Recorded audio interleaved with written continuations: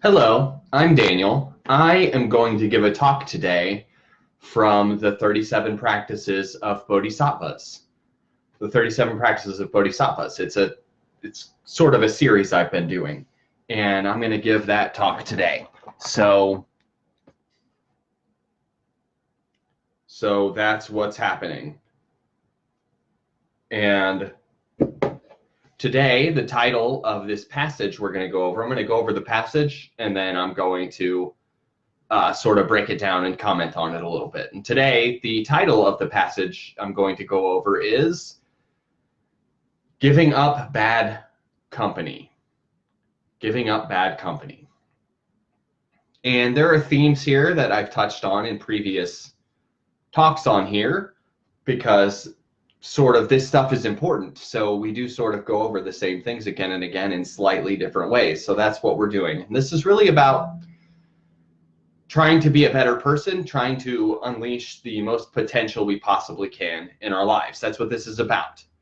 I call it living in a more awakened way. That's what this is about. And so a lot of it is things we can avoid in order to live in a more awakened way. There are things that often have been shown to get in the way of living our best life. So that's why this section is called Giving Up Bad Company. And I'm going to read it, and then I'm going to comment on it. I'm going to read it and then comment on it. If, while befriending someone, the three poisons increase, the activities of study, reflection, and meditation degenerate, and love and compassion disappear, then it is the practice of the Bodhisattvas to give up this bad company. I'm going to read that one more time. If, while befriending someone, the three poisons increase, the activities of study, reflection, and meditation degenerate, and love and compassion disappear, then it is the practice of the Bodhisattvas to give up this bad company. So, the theme of this is we become more like the people we spend time with. That's number one. That's something to think about. So if you think, this friend of mine is an asshole, right? Then we have to reflect on, well, how much time are we going to spend with this friend of ours that we think is an asshole, right? So what we need to do is, or rather what we're being encouraged to do is just pay attention to the relationships in our lives and really notice when things are making us go a certain direction. We tend to think that ourself and who I am is so strong and important, and we don't think of ourselves as consistently being influenced by the people and events and things around us. But the truth is that your life experience changes who you are, and the people you hang out with change who you are, and really the things you do, all these things change who you are. You're very malleable. We don't think of ourselves that way. We think of ourselves as kind of, this is who I am, and that's it. And that's really not the case. So that's why we say, so I'll go line by line. So if while befriending someone, the three poisons increase. The three poisons are the things that cause us the most struggle in our lives. They are, I call them attachment, aversion, and delusion, or attachment, aversion, and ignorance. Sometimes the word ignorance is used. And these are just the things that get us really caught up and really stop us from being happy.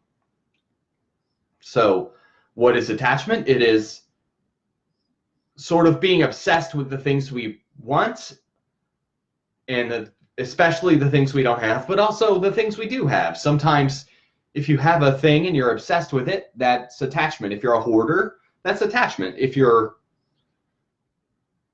have, gosh, this is an old reference, like Cameron's dad in Ferris Bueller, he has a really nice car and he just keeps it under a blanket and he never gets it out.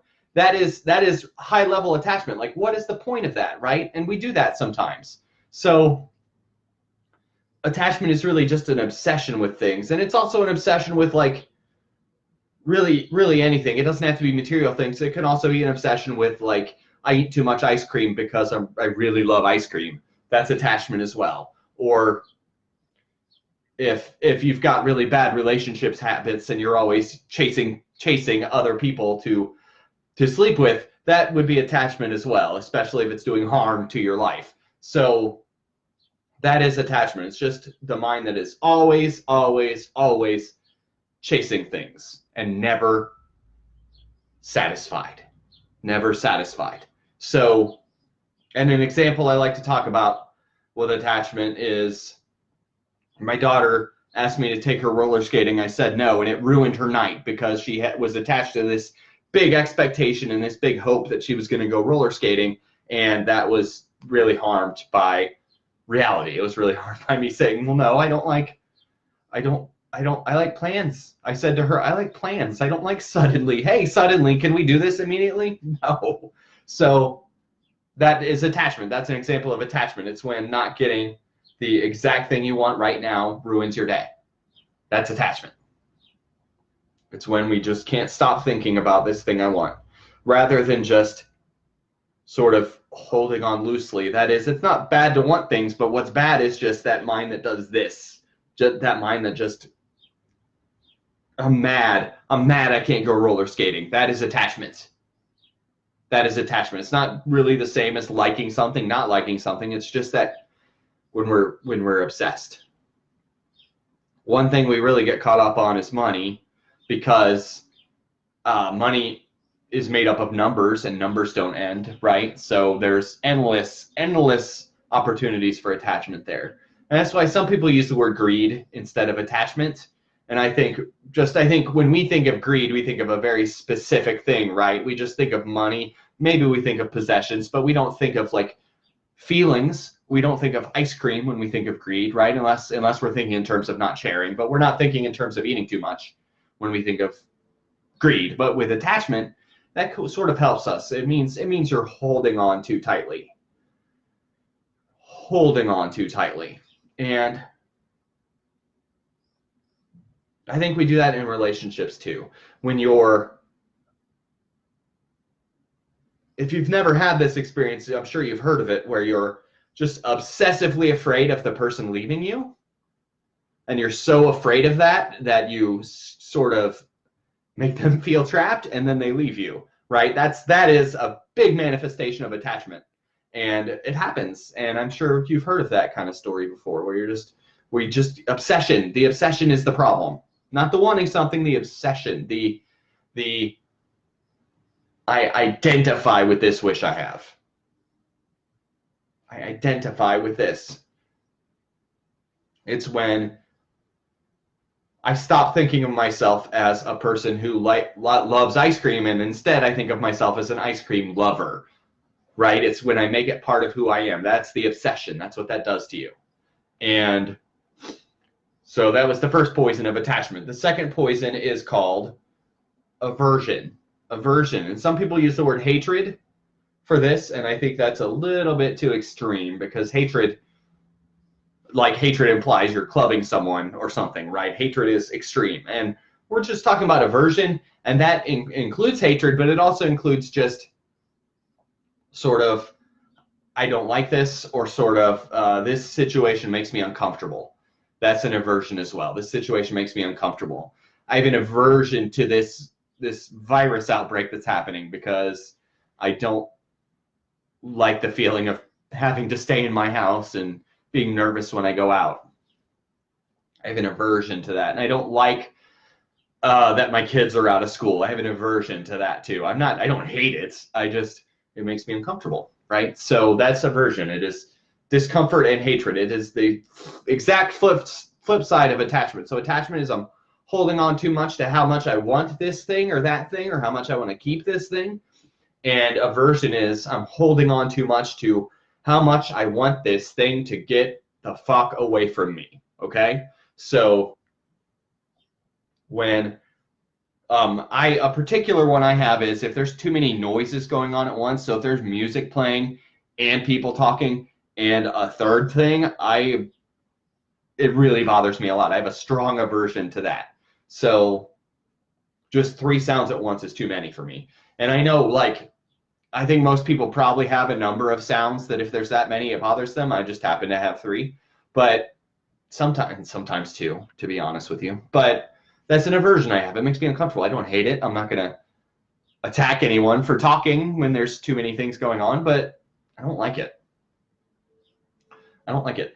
And we could probably think of all sorts of things that we're averse to, aversions, things we think that when they're happening, we're uncomfortable or it puts us on edge.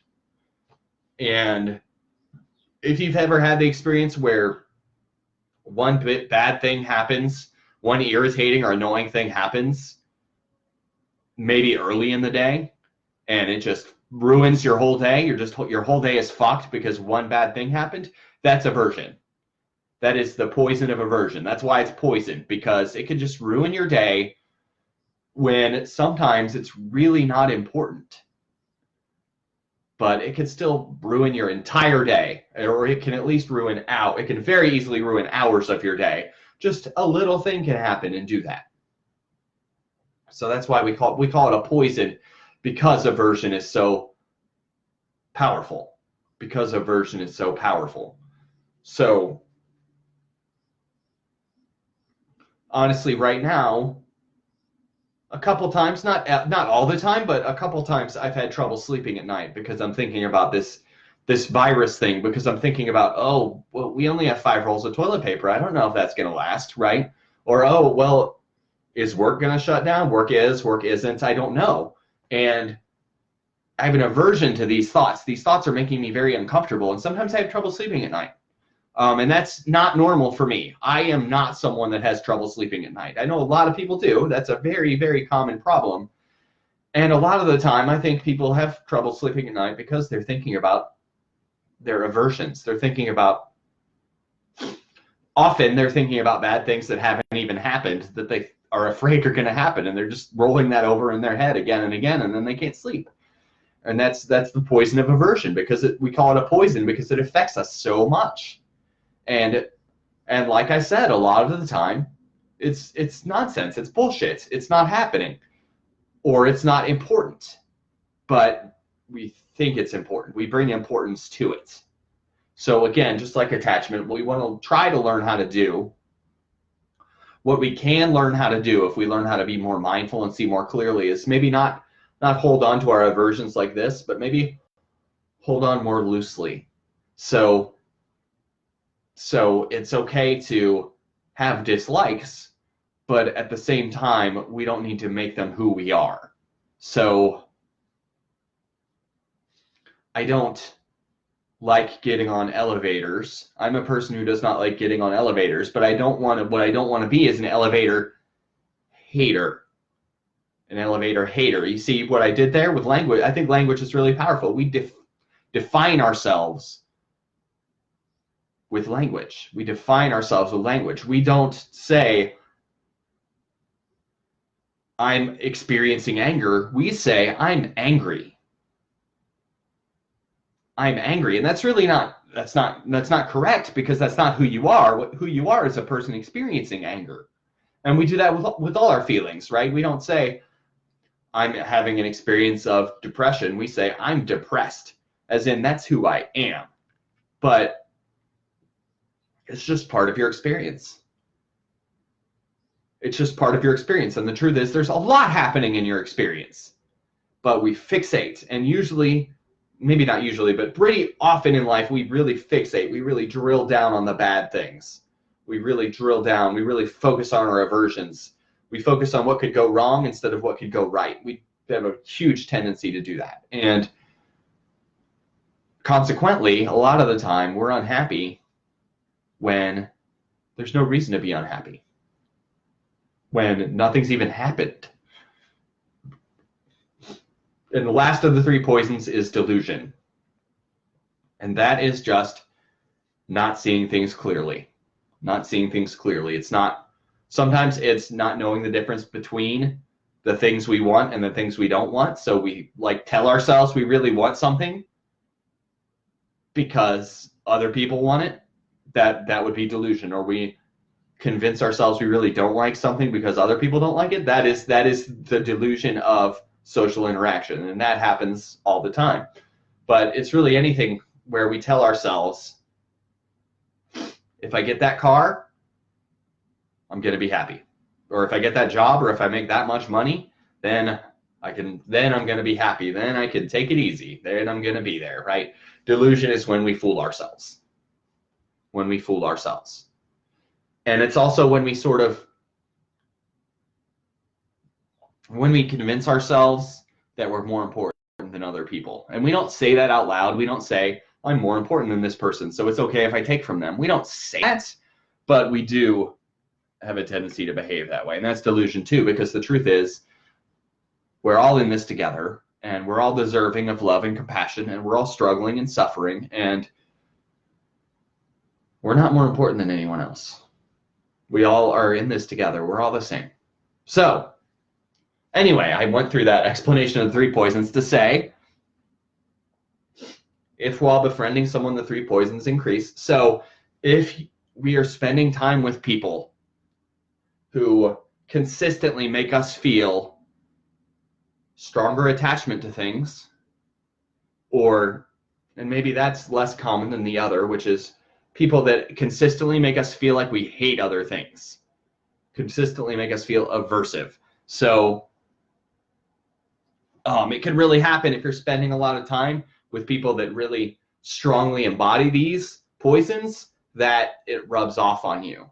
It rubs off on you. So if you're with someone who just consistently all the time is chasing the next thing that they want, and they're never satisfied, and they're chasing it, and maybe they're bringing you into their struggle, it can rub off on you. It can make you have some of those traits. And likewise, if you're always spending time with someone, or often spending time with someone who just hates everything all the time, and I think that maybe we all know someone who's very negative and just hates everything all the time, is just really unhappy, that people always find it hard to believe when I tell them this, but that was me before I started exploring Buddhism. That was me. I was a very negative person. I hated everything all the time. I thought movies with happy endings were terrible, and I was just an unhappy, negative, old, sad bastard. That was me before I found Buddhism. And that kind of person can influence you. And I'm not saying cut off your friends, but I am saying be mindful of your interactions with other people, and think about who in your life is a good influence and who in your life is a bad influence. And really think about that. And the next verse is about the activities that we want to do. And those are study, reflection, and meditation. And it says, basically what he's saying in the text is, if you're spending a lot of time with bad company, it really can take you away from study, reflection, and meditation. And of course it can, right? So, and gosh, I feel like this is less true as we get older, because you have less friends pulling you to do things, you know what I mean? So I don't know how relevant this is to me at the age of 40, but that being said, I think that we want to try to spend time with people that want to better themselves. Spend time with people that want to better themselves. So if you're spending all your time with someone who's not reflective, who's not trying to be mindful and meditate, who's not studying to try to become a better person, then they can influence you. Hopefully you're influencing them to try to be a better person, but unfortunately they can influence you too. And I think just to say, I don't want to say we want to cut people out of our lives necessarily, but I do want to say that I think this is why in Buddhism, the Buddha said that spiritual community is important. Spiritual community that is coming together with like-minded people. I think that's why he said it's important, because having people around you that have some of the same goals you do helps you work toward those goals. It helps you even without trying. Just meeting like-minded people and spending time with them helps you work on those yourself. And I sort of think of, I see this question asked sometimes, like, How do people make friends after they're 30? You see that question asked sometimes, right? I see that's the stuff of memes, and it's just big questions people ask. And I think that being in a spiritual community, being at a meditation group, going to a Buddhist service, going to a yoga studio, whatever you do, I think man, it is hard to make friends. I have social anxiety. It's hard for me to make friends. It's hard for anybody to make friends, I think. But I think it's a very good thing to do. I think that is the place to meet people. I think that is the place to meet people. I met my fiance, Alicia, at a Buddhist temple, and I'm really glad I did. We are a very good match. And I think that those are the kinds of places that are good to meet people, because you will meet people that are trying to be more mindful, trying to bring more wisdom into their lives. And those are the kinds of people that are the good influences on us. People that are trying, not people that are succeeding necessarily. It's a struggle. It's a struggle for most of us, but for people that are trying to better themselves, it's good to meet those people. It's good to spend time with those people. People that are trying to improve themselves are a good influence on us. They are. So that's something we should be trying to do. And if you're spending a lot of time with somebody who maybe like makes fun of people all the time in a really harsh way, or somebody who doesn't care about other people and makes very clear they don't care about other people's feelings, like, reflect on that and think about that. And really, the number one thing we can do is we can think, is this influencing me? Is this influencing me? I can tell you, I know, in my early 20s, there was a guy that was around my group of friends, and he was just a real asshole. He was just a really negative person who was just down on other people all the time. I'm not going to say his name in this video, but you might know who he is if you know me. But he was a bad influence on me, and I did find myself starting to become like him a little bit, and that was not good for me. And he's not someone that's around my life anymore, but that's a thing that happens, and you won't even know. It's very subtle, so you won't even know it's happening. And even if someone tells you, you might not believe them, and that's really a sneaky and dangerous thing. Maybe dangerous is not the right word, but it's a sneaky thing. So I think we need to be careful who we spend time with a little bit, and at least be mindful. And when someone has some of these really bad habits, just reflect and think, is this affecting me? And if it is, think about what you need to do to put a stop to that. Think about what you need to do to put a stop to that. And love and compassion disappear. So if you're hanging out with someone who has no compassion for others, that is exactly what can happen. Your compassion will decrease if you're just hanging out with someone who sees somebody in trouble and thinks, oh, they got what they deserved, right? Who just does not care. That could become you as well. That can rub off on you very easily. Compassion is what this world needs today, right now, and all the time. Compassion for people who we think deserve it. Compassion for people who we think really don't. No one is left out. I think that's very important. And I think if we start living that way, we're going to make this world a way better place. And so if we spend time with people who make excuses to not care about others, because that's what it is. If you think about a reason why someone deserves the bad things happening to them, that's what you're doing. You're making excuses to not care because you want to not care. So if you've seen a homeless person on the street and you've thought, oh, well, I'm not going to help them. They don't deserve it. They did something to cause this on themselves. I don't care. If you've ever had that thought, right, that's what I'm talking about. That is, you're making an excuse because, and I've had that thought myself before. The excuse is made because, well, one, not only do I not want to give anything, but two, It's very uncomfortable if we think too hard about homeless people in our society. It's very uncomfortable to think about because it's terrifying, right? There are too many people that are homeless, and our society is not doing a good job of whatever needs to be done, and it's uncomfortable to think about. It's uncomfortable to think about. So we make excuses to not think about it. And we should be thinking about it. We should be, at the very least, caring and feeling bad for these people. That's compassion. And just like the other things, if we spend a lot of time with somebody who just looks down on people, we can start to do that. That can happen very easily, right? So it's all the same. It's all the same. So what I want to encourage you to do is just reflect on who you spend a lot of time with. Reflect on it and think, do I need more good influences in my life? How can I go get more good influences? How can I go get more good influences? Because you can. There are people out there. There are lots of people out there that are trying to improve themselves, like you and me. And we can be trying to spend time with those people, or at least talk to them, and just see if we can get some good influences on ourselves. Because just hating everything all the time, that's no way to live. That's not a happy way to live your life. So that's why the text says, the practice of the bodhisattvas is to give up this bad company. Just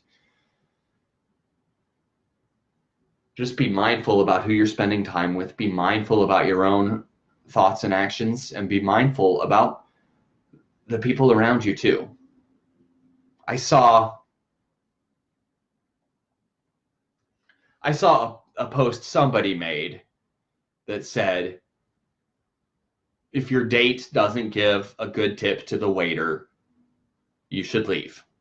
Or if your date isn't nice to the waiter, you should leave. And I think that is really powerful and really close to what we're talking about here. It is. People show you who they are by how they treat others. It's not always how they treat you. People show you who they are by how they treat others. So that is it for today. Thank you for taking the time to listen to me. Have a good day.